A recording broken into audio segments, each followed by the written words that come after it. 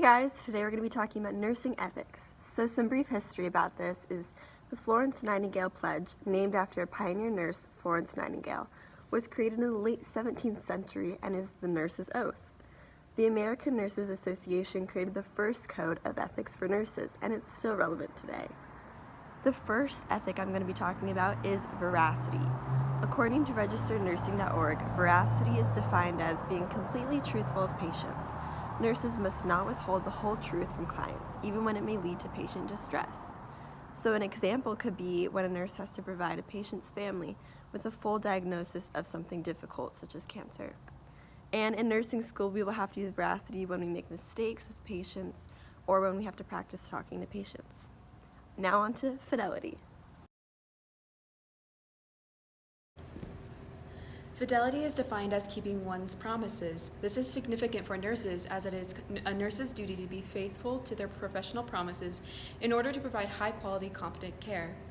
Patients trust nurses to make competent and ethical decisions for their care by remaining true to ethical values, such as veracity or accountability. An example of fidelity is abiding by the nurse's code of ethics, which means to maintain respect for all patients, even if some patients are rude or uncooperative. As future nurses, it is important to stay true to your commitments, organizational policies, and the law in order to provide reliable care for your patients. Now on to the next topic.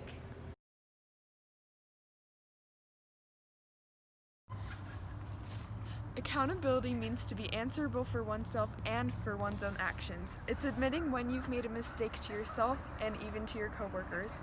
This enables us to create an environment of trust for you and especially for your patients. When a need is not being met because a coworker or because of you, you are accountable to fix the issue.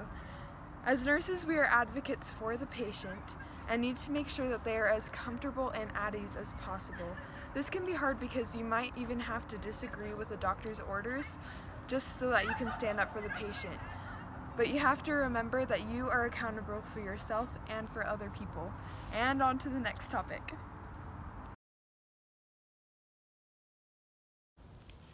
Beneficence is defined as acting for the good and welfare of others.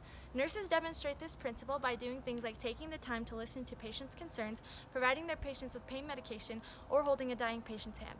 Non-maleficence means acting in a way to prevent harm or inflict the minimum amount of harm possible to others. Examples of this include avoiding negligence in care and removing hazards from patient environments. Harm can also come to patients from a failure to convey information properly. Both beneficence and non-maleficence are crucial to nurses providing the highest quality of care possible. Next, we move on to the related value of justice. The principle of justice states that there should be an element of fairness in all medical decisions as well as equal distribution of resources and treatments. Achieving justice is critical in all areas of nursing. It is important both in patient care and advocacy as well as with coworkers and other medical professionals. For example, an individual's ethnic, religious, or social status should not influence their quality of treatment. A nurse who practices justice will treat all individuals with respect and fairness and always provide the highest quality physical, emotional, and spiritual care. As each of us continues to implement justice in our education and nursing practice, we will better fulfill our roles and responsibilities to uplift others, as well as receive a higher level of learning and personal achievement. Closely related to justice is the practice of autonomy and patient self-determination.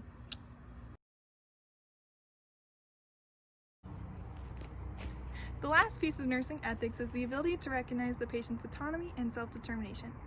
This is defined by the process by which an individual controls their own life. This is extremely important in nursing because as long as the patient is competent, they have the right to decide how to continue their care. For example, a patient in critical care could decide to forego any new future treatments or procedures. As we begin to practice nursing, it is important to remember that we need to be supportive of our patients' decisions regardless of our own personal beliefs or opinions. In conclusion, ethics is an extremely important part of nursing. It is crucial to treat each patient in an ethical manner by being truthful, faithful, responsible, beneficent, just, and accepting. As we learn the healer's art, we can make a positive impact in the lives of others as we treat each patient the way the Savior would.